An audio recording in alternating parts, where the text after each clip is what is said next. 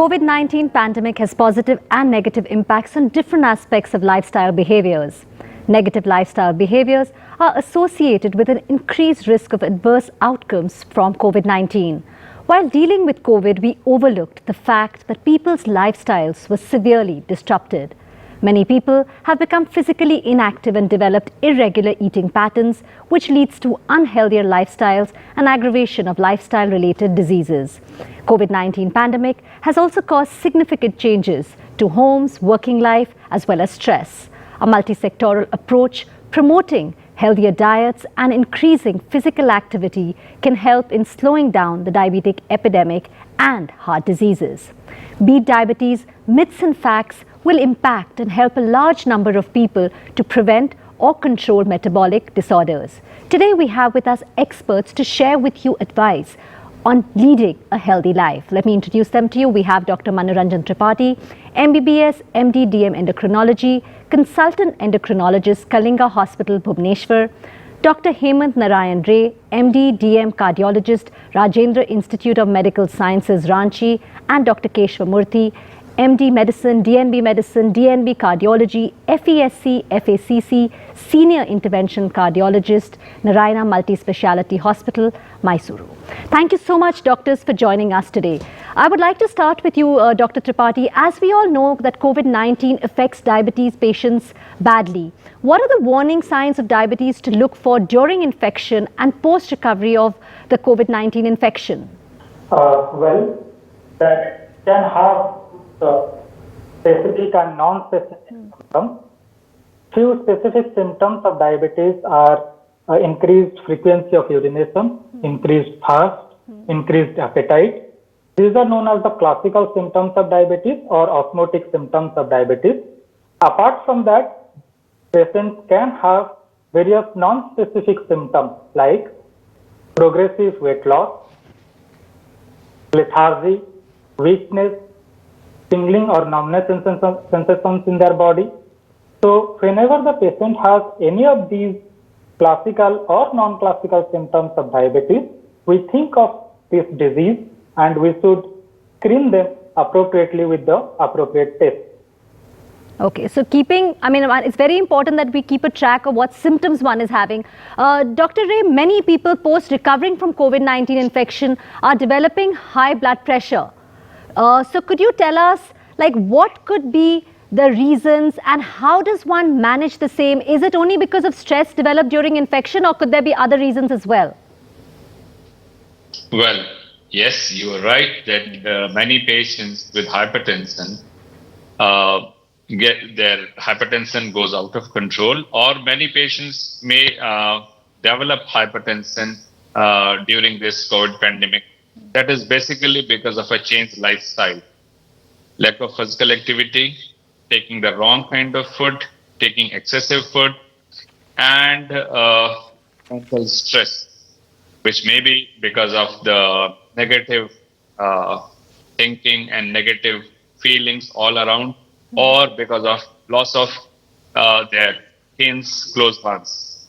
So if you use this opportunity to change your lifestyle positively, remain thinking positively.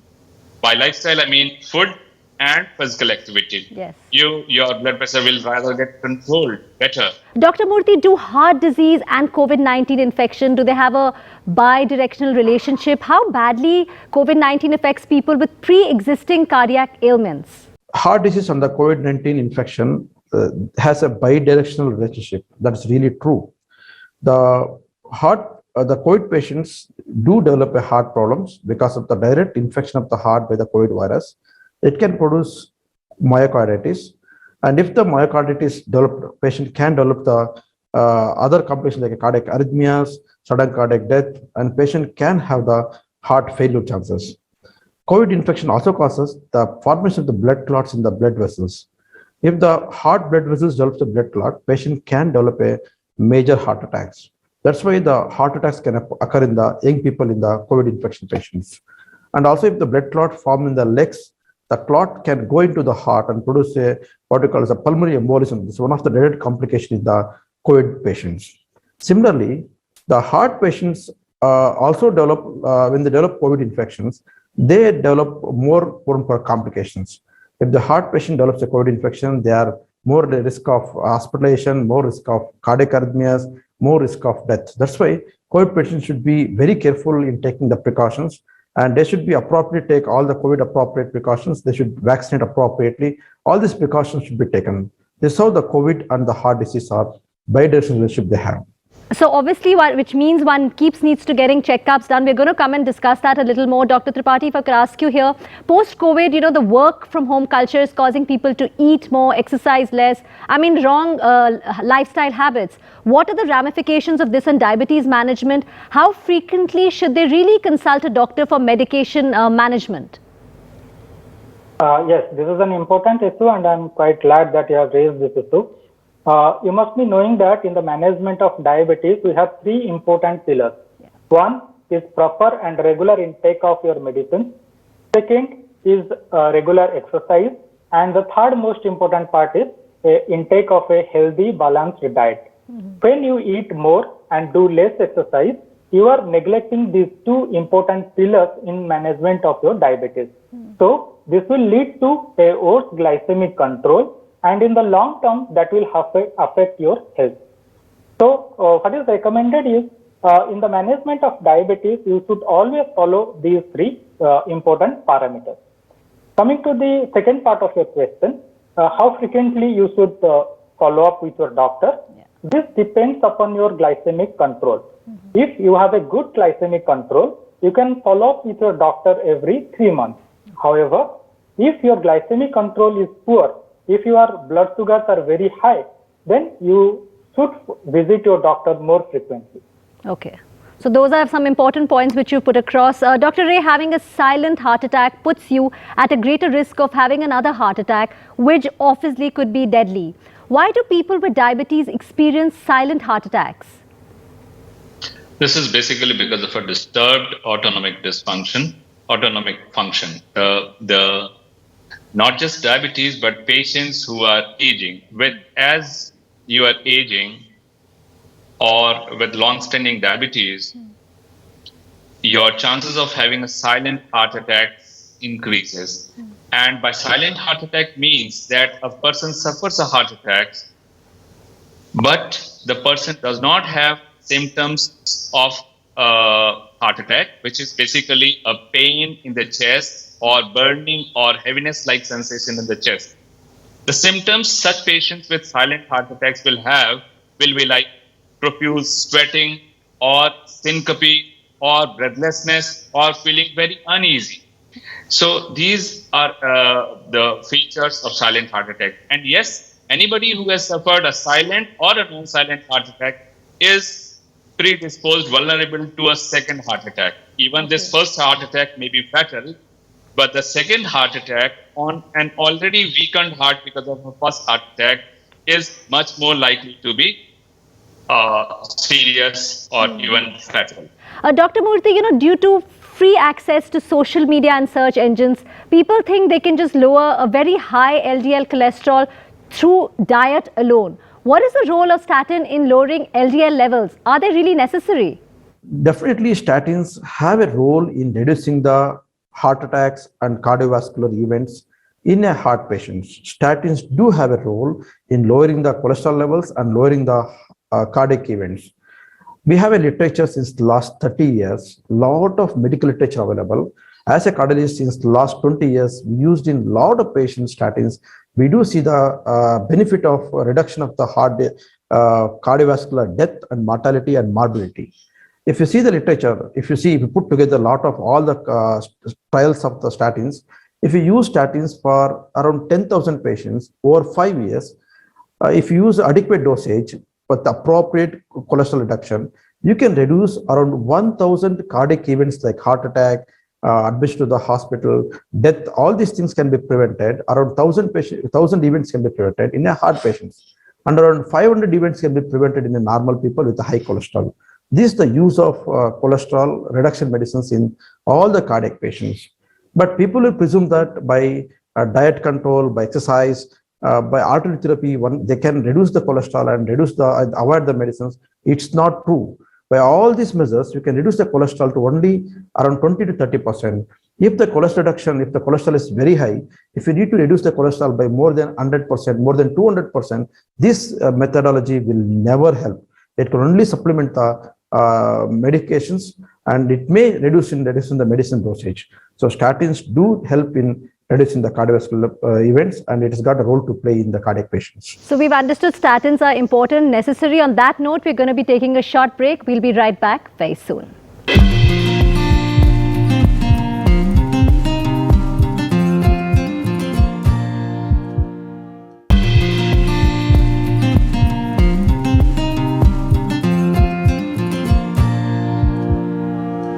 Welcome back. You're watching Beat Diabetes Myths versus Facts.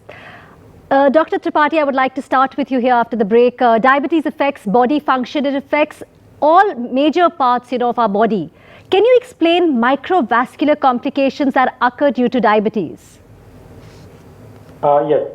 The chronic complications of diabetes or the long-term complications of diabetes are broadly divided into two groups. One group is microvascular complications, and the other group is macrovascular complications. Okay. In microvascular complications, we have diabetic retinopathy, which affects your vision. Second is diabetic neuropathy, which affects your nerves. And the third one is the diabetic nephropathy, which affects your kidney. Here I would like to add that if you have good glycemic control, you can delay or prevent development of these microvascular complications. So it is very important to have good glycemic control, especially in the beginning of your diabetes, in order to prevent these long-term microvascular complications. Okay, so that's why they say it's all about managing it well. Dr. Ray, it's interesting, I've read in an article that coughing vigorously during a heart attack could actually save your life. Is this true? What should a caregiver do when a person, is having a heart attack or gets a heart attack? Well, when you get a heart attack, the one thing that you can do is take a tablet of Disprin and chew it and rush to the nearest hospital. Because, coughing vigorously can prevent a heart attack? No, that's not true. Coughing can at most increase your heart rate if it is too slow. It helps in treatment of vasovagal syncope, but does not prevent a heart attack. Dr. Murthy, though gyms and parks are open now, people are somewhere still scared to get out. What exercises would you suggest, especially for cardiac patients, which can be easily done at home? This COVID has given us a peculiar problem in our general practice. So being a doctors, we see after this COVID, in this COVID pandemic, people are scared to come out of the houses, and some are getting used to that lazy lifestyles. They sit in front of the TVs for hours together. They'll never do any activities. Because of this, we see a lot of patients coming with uncontrolled diabetes, a lot of patients coming with uncontrolled blood pressure, a lot of patients coming with the heart attacks at a younger age. So that's why our recommendation is some physical activities. One need to start. If they are scared to go out, at least at home, one need to start some physical activities. So simple physical activities, if I can say, you can walk at home. Suppose if you're talking to a phone with somebody with long time, you just walk in the home and talk to the person. Or you can do some aerobic exercises. You can do some stretch exercises. We can do some watering of plants. Even the house core activities like cleaning the floor or mopping the floor. These are all the physical activities one need to do for the health of the heart. So physical activity means nothing like specific activity. Any activity. So for example, what is the optimal activities? Any activity which can increase your heartbeat more than 60 to 70% of the maximum heartbeat of the heart. That is can be calculated in the computers. In mobile, it's available. So you can, if somebody can achieve the heartbeat of up to 60 to 70% of the maximum predicted heartbeat, that is sufficient activity for the heart. Any activity. So one can do yogasanas, one can do pranayamas. All these things will help in the creating some physical activity for a particular person. Dr. Tripathi, hypoglycemia is common in people who take insulin injections. What could be the reasons, and is it preventable? Yes, hypoglycemia is an important side effect in the management of diabetes, and most people fear of hypoglycemia, and thereby they hesitate to take insulin. But I will assure you, if you follow some important steps that will prevent the development of hypoglycemia, or at least it will minimize the risk of development of hypoglycemia. First, it is important to start the patient with a proper dose of insulin. For that, you need to consult your doctor. Do not start or titrate the dose of insulin by yourself. Always follow your doctor's advice. The second important thing that I will like to add here is never skip your meal. Okay. Once you skip your meal, the risk of hypoglycemia increases multiple times. Okay, so do not skip your meal. The third important factor is there should be a proper time gap between the intake of insulin injection and intake of your food. This time gap depends upon what type of insulin you are taking.